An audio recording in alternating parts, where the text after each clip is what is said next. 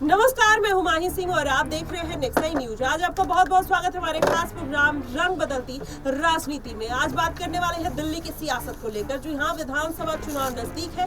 ऐसे में अरविंद केजरीवाल चारों तरफ से फंसे हुए हैं। मनीष सिसोदिया को तो राहत मिल गई, वहीं देखा जाए तो संजय सिंह को 6 महीने में ही राहत मिल गई थी, लेकिन अब अरविंद केजरीवाल के ऊपर पूरा पेच फंसता हुआ नजर आ रहा है। हालांकि सिंघवी ने जिस तरीके से प्रयास किए हैं, अंतरिम जमानत ईडी के मामले में दिला दी है, वहीं मनीष सिसोदिया को जमानत दिलाई, संजय सिंह को जमानत दिलाई। ऐसे में उनका कद तो बढ़ गया है, लेकिन अरविंद केजरीवाल को फाइनली अभी देखा जाए राहत नहीं मिली है। क्या केजरीवाल को राहत मिलेगी? लोकसभा चुनाव की तरह क्या समीकरण बदलेंगे, क्या बनेंगे? आज इन्हीं तमाम मुद्दों पर चर्चा करेंगे। हमारे साथ आश्रुति भी मौजूद है, ये भी दिल्ली के चुनाव पर काफी गहरी नजर बनाए हुई है। आश्रुति, क्या लगता है कि दिल्ली के जो समीकरण है किस तरीके से बनते हुए नजर आ रहे हैं? हमारे दर्शकों को भी बताइए कि अभी जो फिलहाल विधानसभा चुनाव से पहले आम आदमी पार्टी की मुश्किलें बढ़ रही हैं या फिर घट रही हैं, क्या समीकरण देख रही हैं? देखिए, दिल्ली चुनाव में कहीं ना कहीं आप देखें मात्र 6 महीने का समय बचा हुआ है, लेकिन 6 महीने के समय से पहले अगर आप देखें तो अरविंद केजरीवाल जो दिल्ली के सिटिंग सीएम है यानी सिटिंग मुख्यमंत्री हैं, उनका जेल में बंद होना और दिल्ली के पूर्व उप मुख्यमंत्री का जेल से बाहर आना यानी मनीष सिसोदिया का जेल से बाहर आ जाना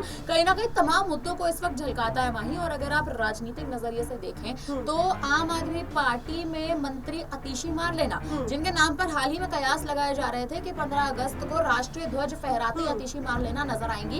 इसके लिए अरविंद केजरीवाल ने बकायदा याचिका भी दायर की, लेकिन उनकी याचिका को मंजूरी नहीं मिली। आतिशी मार लेना ने झंडा नहीं फहराया और इसका कारण कहीं ना कहीं मनीष सिसोदिया बताए जा रहे थे। राजनीतिक गलियारों में हलचल इसी बात पर तेज थी। विश्लेषकों का यही कहना था कि मनीष सिसोदिया जब से जेल से बाहर आए तब से तमाम मंत्री जो है वो कहीं ना कहीं अगर आप कहें तो बैकफुट पर नजर आए, यानी एक कदम पीछे खेलते नजर आ रहे हैं। कारण उसका ये क्योंकि मनीष सिसोदिया 17 महीने से जेल में बैठकर रणनीतियां बना रहे थे। और देखिए, ये इस बात में कोई दो राय भी नहीं कहेंगे, क्योंकि मनीष सिसोदिया खुद यही बोलते आए थे अपने तमाम बड़े बयानों में। और आप वहीं याद करें जिस हिसाब से supreme court, Delhi high court में उनकी तमाम सुनवाई होती नजर आई थी, उसमें भी मनीष सिसोदिया यही कहते नजर आ रहे थे कि जनता के लिए मैं कुछ कर नहीं पा रहा हूँ, बल्कि आप देखें मेरे पास इतने प्लान है, इतनी रणनीतियां हैं कि मैं जनता के लिए कुछ कर पाऊँ।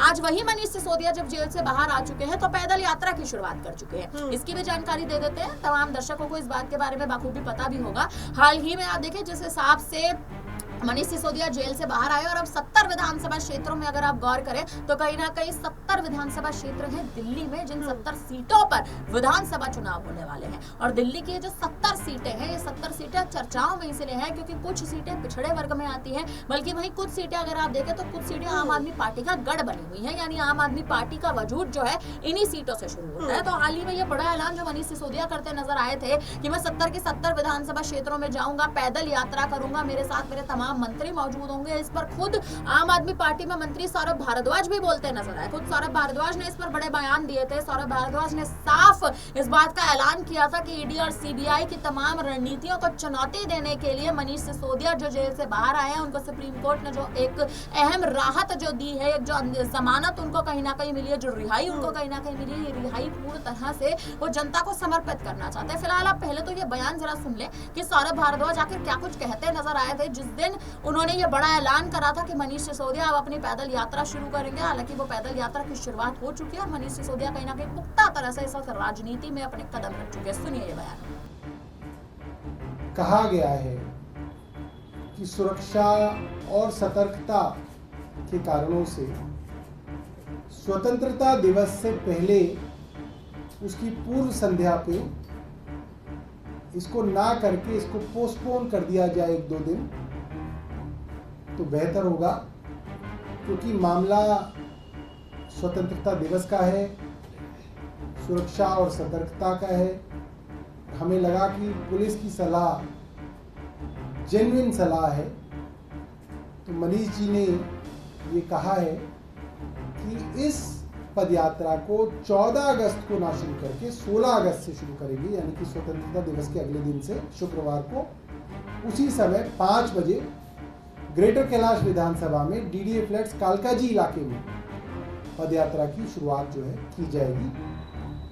हम नहीं चाहते कि इस अच्छे मौके पे किसी भी तरीके का कन्फ्रंटेशन पुलिस से किया जाए। जब हमें लगा कि वो सलाह जेन्युइन है तो हमने उनकी सलाह मानी।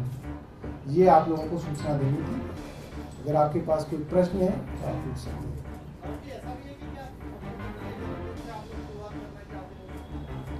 देखिए, ये हमारा जो है मंशा नहीं थी। हो सकता है कि ऊपर वाले को ये मंजूर हो, ऊपर वाले का ये डिज़ाइन हो, क्योंकि दिल्ली पुलिस की सलाह हो और हम मान भी लें तो इसके अंदर तो प्रकृति का कुछ ना कुछ जो है हस्तक्षेप है।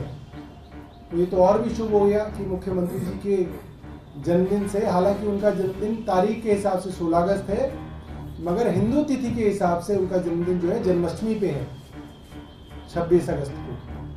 तो ये भी एक अच्छा सरकार के लिए जो है और पार्टी के लिए जो अच्छा संकेत है कि उनके जन्मदिवस से मनीष जी जो है इस पदयात्रा की शुरुआत करेंगे। 16 अगस्त ग्रेटर कैलाश विधानसभा डीडीए फ्लैट्स कालका जी विधायक कार्यालय से शुरुआत करेंगे। ये चलती ही रहेगी, ये तो चलती रहेगी 5 बजे। क्या करीब 1 महीने चलेगी या इलेक्शन तक चलेगी? अभी तो चलेगी, फिर बीच बीच में आकलन करेंगे। सभी दिल्ली के इलाकों को हम लोग कवर करेंगे। अभी तो इसकी शुरुआत कर रहे हैं, जैसे जैसे प्लान बन रहा है तब तक चलाएंगे। अगर कोई और कार्यक्रम पार्टी का तय हो जाएगा फिर उस कार्यक्रम में इसको जो है तब्दील कर लेंगे। इसके अलावा यमुना नदी की कल पानी का लेवल बढ़ गया था, अभी कितना है, कितना पानी छोड़ा गया? यमुना नदी का जो वार्निंग लेवल है वो है 204.5 मीटर। कल ये 204.35 मीटर तक पहुंचा था, तो एहतियात के तौर पे डिपार्टमेंट्स को हाई अलर्ट पे डाला गया था और मैं भी विभागों के साथ जगह का निरीक्षण करने गया था। मगर अब पानी जो है रिसीड कर रहा है और इस वक्त यमुना का लेवल ओल्ड रेलवे ब्रिज पे 203.3 मीटर के करीब है। तो कहा जा सकता है कि अभी कोई ऐसे खतरे की बात नहीं है और हथनी कुंड बराज से करीब 10,000 क्यूसेक पानी छोड़ा जा रहा है। तो मुझे नहीं लगता कि अभी कुछ दिनों तक जो है इस लेवल के बढ़ने की आशंका है।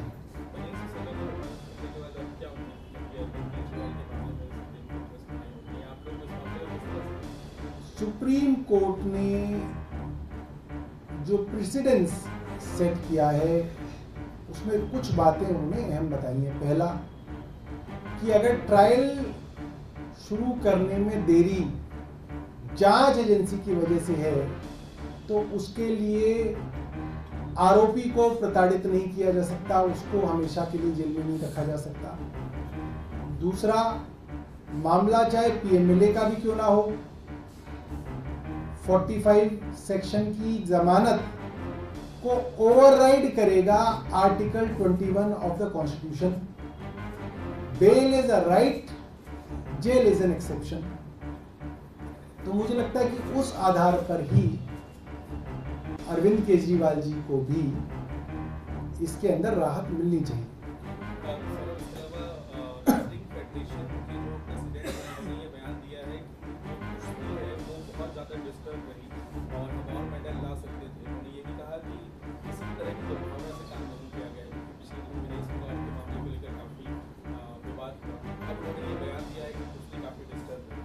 देखिए, मुझे ऐसा लगता है रेसलिंग फेडरेशन की कुश्ती रिंग में ना होके जंतर मंतर पे हो रही थी और उसका अगर कोई एक आदमी जिम्मेदार है तो वो रेसलिंग फेडरेशन के पूर्व अध्यक्ष बृजभूषण शरण सिंह हैं और केंद्र सरकार का उनको संरक्षण है, जिसकी वजह से वो खिलाड़ी जिनको रिंग में प्रैक्टिस करनी चाहिए थी, जिनको अपना डिसिप्लिन से अपना पूरा रेजीम फॉलो करना चाहिए था, वो मजबूर हुए अपनी इज्जत बचाने के लिए जंतर मंतर पे बैठे, जो कि पूरी रेसलिंग फेडरेशन के अंदर काम करने वाले जो खिलाड़ी हैं, प्रैक्टिस करने वाली खिलाड़ी हैं, उनके लिए बहुत डीमोरलाइजिंग था। एक मॉरल ही सबसे बड़ी चीज होती है किसी खिलाड़ी के लिए, जिसको केंद्र सरकार के संरक्षण की वजह से बहुत नुकसान हुआ। और विनेश फोगाट ने अपने ट्वीट में कई महीने पहले यह तक लिख दिया कि अगर कोच कुछ खिला के आपको डोप टेस्ट में ही फेल करा दे तो क्या होगा। इससे पता चलता है कि खिलाड़ियों को रेसलिंग फेडरेशन के ऊपर और उनके अधीन आने वाले कोचों के ऊपर हमेशा से शक रहा।